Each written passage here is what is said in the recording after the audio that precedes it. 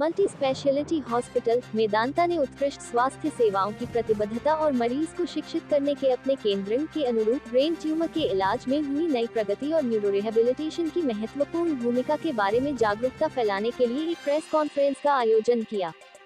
इस press conference में मेदांता गुरुग्राम के चेयरमैन न्यूरो सर्जरी और neuro sciences doctor VP Singh ने ब्रेन ट्यूमर के इलाज के नए व इनोवेटिव तरीकों के बारे में बताया और बेहतर परिणाम प्राप्त करने के लिए रिहेबिलिटेशन का महत्व पर जोर दिया। साथ ही डॉक्टर वीपी सिंह ने वाराणसी न्यूरोलॉजिकल सोसाइटी (VNS) और बनारस के प्रतिष्ठित न्यूरोसर्जन्स के सहयोग से एक CME सत्र का आयोजन भी किया। इस सत्र में न्यूरो विज्ञान में हुई नई प्रगतियों के बारे में चर्चा हुई और वाराणसी एवं बाहर के मरीजों के लाभ के लिए हेल्थ केयर प्रोफेशनल्स के बीच ज्ञान का आदान प्रदान किया गया। CME सत्र में VNS के प्रेसिडेंट डॉक्टर इसके पोद्दार, VNS के vice president doctor VD Tiwari, IMS BHU के न्यूरो सर्जरी विभाग के प्रोफेसर कुलवंत सिंह और VNS के सेक्रेटरी डॉक्टर आलोक ओझा मौजूद थे। Doctor VP Singh, chairman neuro surgery neuro sciences Medanta Gurugram ने कहा, ब्रेन ट्यूमर के इलाज में आधुनिक थेरेपीज और टेक्नोलॉजीज ने महत्वपूर्ण विकास किया है। अब ध्यान ट्यूमर फ्लोरेसेंस और इंट्राऑपरेटिव MRI जैसी टेक्नोलॉजीज द्वारा ब्रेन ट्यूमर को पूरी तरह से हटाने पर केंद्रित किया जाता है। साथ ही मरीज की गतिविधियां बनाए रखने पर भी अधिक जोर दिया जाता है। इसके लिए विभिन्न तकनीकों जैसे कंप्यूटर गाइडेड ट्यूमर रिमूवल और neuro navigation, intraoperative neuro monitoring, अब एक क्रेनियोटोमी आदि का उपयोग किया जाता है। ब्रेन ट्यूमर की सर्जरी को सुरक्षित बनाने में मिनिमली इन्वेसिव तकनीकों जैसे एंडोस्कोपिक न्यूरो सर्जरी और रेडियो सर्जरी ने भी योगदान दिया है। लोगों को इन प्रगतियों की जानकारी देकर जागरूक बनाना और समय पर निदान के महत्व पर बल दिया जाना बहुत आवश्यक है। इसके अलावा इलाज में न्यूरो रिहेबिलिटेशन की रणनीतियों, खासकर रोबोटिक न्यूरो रिहेबिलिटेशन को शामिल करने से भी मरीज को बेहतर परिणाम प्रदान करने और उनकी जीवन की गुणवत्ता में सुधार लाने में मदद मिलती है। उन्होंने आगे कहा, ब्रेन ट्यूमर अनेक कारणों से प्रभावित हो सकता है, जिनमें रेडिएशन का संपर्क, आनुवंशिकी और पर्यावरणीय कारण शामिल हैं। ये किसी भी उम्र में हो सकता है।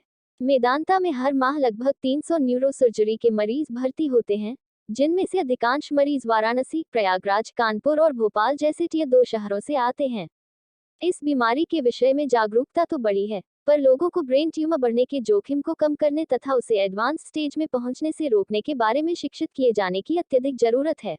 मैं डॉक्टर वीपी सिंह हूँ। मैं मेदांता गुड़गांव में chairman institute of neuro sciences. आज यहाँ प्रेस वार्ता किस लिए बुलाई सर? आज मैं यहाँ पर आया हूँ वाराणसी में, यहाँ के न्यूरो क्लब की इनविटेशन की तरफ से। वहाँ पर एडवांसेस इन न्यूरो साइंसेज, आज के क्या क्या नई चीज़ें आई हैं जिससे न्यूरो सर्जरी, न्यूरोलॉजी और सेफ हो गई है, इस चीज़ पर बातें करते हैं। क्या कहना चाहेंगे, जो ट्यूमर के पेशेंट हैं, क्या लक्षण होते हैं और कैसे चिकित्सा की जाती है? ट्यूमर, ब्रेन ट्यूमर जो होता है उसमें सर दर्द होता है जिससे शुरुआत होती है। अब सर दर्द तो हम सबको होता है, पर ब्रेन ट्यूमर का जो सर दर्द होता है उसकी कुछ खासियत होती है। ये धीरे धीरे ऑर्डिनरी सर दर्द की तरह शुरू होता है, पर फिर उसके बाद बढ़ता जाता है, टाइम के साथ और तेज़ होता जाता है और जल्दी होता जाता है और फिर बढ़कर कंटिन्यूअस हो जाता है। एक खासियत होती है कि ये जो सर दर्द है वो सुबह उठते ही हो जाता है। जो ऑर्डिनरी दर्द होता है, जब आदमी सुबह उठता है तो वो रिलैक्स्ड होता है।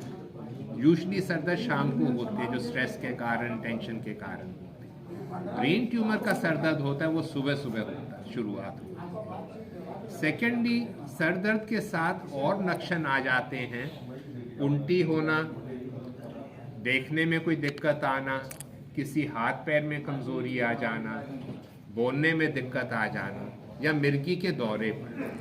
तो यदि कोई दर्द है जो बढ़ता जा रहा है, ये दूसरे लक्षण साथ में हैं या मिर्गी के साथ है, तब उसमें हमको आगे जांच करनी पड़ती है, कहीं ये ब्रेन ट्यूमर का दर्द। सर, बात की जाए ऐसे में, अगर पेशेंट की ओपन ब्रेन सर्जरी जो होती है ब्रेन ट्यूमर में, तो ऐसे क्या उसे क्या प्रभावी लक्षण रहते हैं, उसके बॉडी पर असर पड़ते हैं ऑपरेशन के बाद? अब ब्रेन जो है वो मास्टर कंट्रोलर है बॉडी का, पूरी बॉडी का वो कंट्रोल करता है सारे प्रोसेसेस को। तो ब्रेन में अलग अलग एरियाज के अलग अलग फंक्शंस होते हैं। कोई एरिया है जहाँ से हम देखते हैं, कोई एरिया है जहाँ से सुनते हैं, कोई एरिया स्पीच एरिया होता है जहाँ से बोलने की शक्ति होती है, और कई एरियाज होते हैं जहाँ से हाथ पैर का कंट्रोल होता है। तो डिपेंडिंग के ट्यूमर कहाँ पर है, लक्षण उसी हिसाब से आते हैं। और उस एरिया को जहाँ कोई सेंसिटिव एरिया में भी है ट्यूमर का, तो आजकल मॉडर्न टेक्निक्स हैं, कंप्यूटराइज गाइडेड सर्जरी है, जिससे हम उसको अच्छे से निकाल पाते हैं मॉनिटरिंग करके बिना किसी के डैमेज के। सर लास्ट क्वेश्चन है कि सर्जरी के बाद ह्यूमन बॉडी पे क्या असर पड़ता है इसका?